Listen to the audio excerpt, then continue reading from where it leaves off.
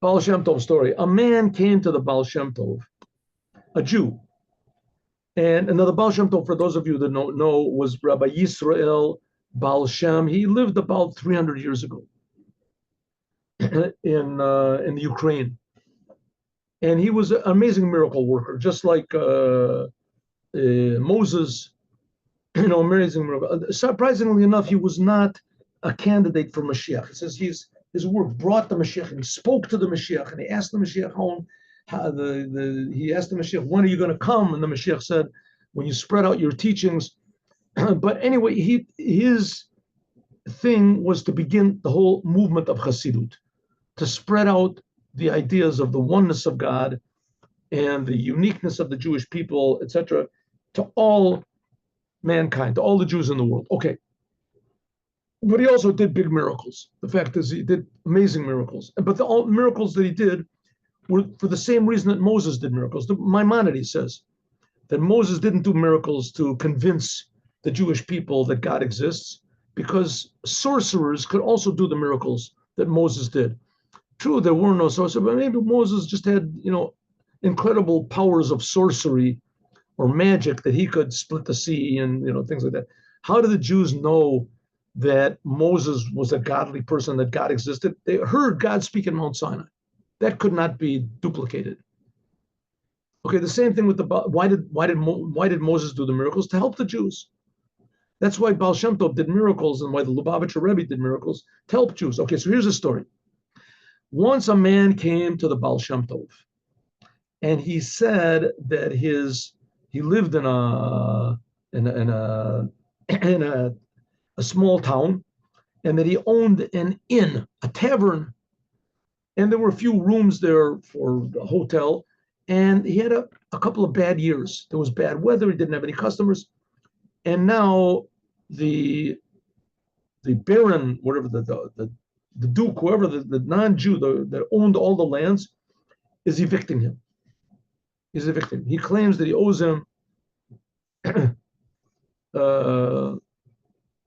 what is 10,000 rubles or whatever, and he's evicting him.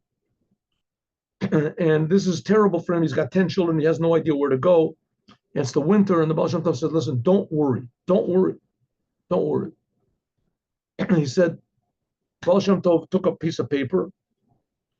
He put the piece of paper into an envelope, wrote something on the paper, and he put the paper in the envelope. And he said, he wrote on the top of the envelope to the baron, the baron's name. And he said, go to the baron and give him this, and everything will be okay. But don't open the envelope. Don't open the envelope. Don't look inside. So he said, oh, thank you very much. I appreciate it. And it was a 3-hour drive to the baron's castle. So the first hour, he's happy and he's singing to himself, and he's been saved. First hour. Second hour, he starts to think to himself, I wonder what's written in that letter. What could possibly be written? I mean, the Baal Shem Tov is like a holy Jew, and this baron is like, the most mundane, crass person in the world. What could the Baal Shem Tov possibly write that would impress him? Or interesting, But I guess, ways of the Lord are strange, and that's the second hour. The third hour, he's thinking to himself, wow, I wonder if the Baal Shem Tov, he knows how to write Polish. He only speaks Yiddish. The baron doesn't speak Yiddish at all. I don't know if the Baal Shem Tov even knows Russian or Ukrainian, whatever it is, whatever language the baron spoke. Ukrainian, right away. I don't know if he knows that language. But so he's getting closer and closer to the baron's house, and he's getting more and more doubts about this letter. So he sort of holds it up to the sun to see, but the Baal Shem Tov folded the letter over inside of the envelope, so he couldn't see what was written over there.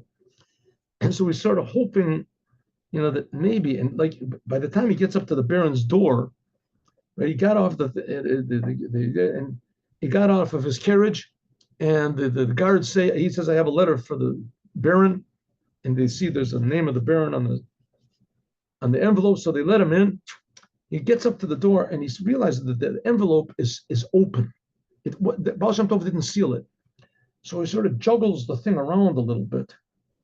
And he juggles it around. He says, I'm not going to open it up. I'm not going to open up. It's already open. I'm not going to take it out. Just peek in, and he looks in, and he realizes, Gavalt, it's empty. The letter is empty. He didn't write anything. He must have given me the wrong letter. It's just about to run. All of a sudden, the Baron opens up the door. He says, you, the Jew, you've come to pay me. Good, wonderful. I know. He takes the envelope. And the Jew is saying, no, just one moment, takes the envelope, and he takes out the piece of paper, and he looks at it, and his face sort of changes like this, and he folds it up, puts it in his pocket, and says, okay. The Baron says, okay, I'll let you go this time. I'll wipe out the debt, but you got to start paying. You got to start paying up. This can't go on like this. I'll give you the next year free, but after that, you have to start paying.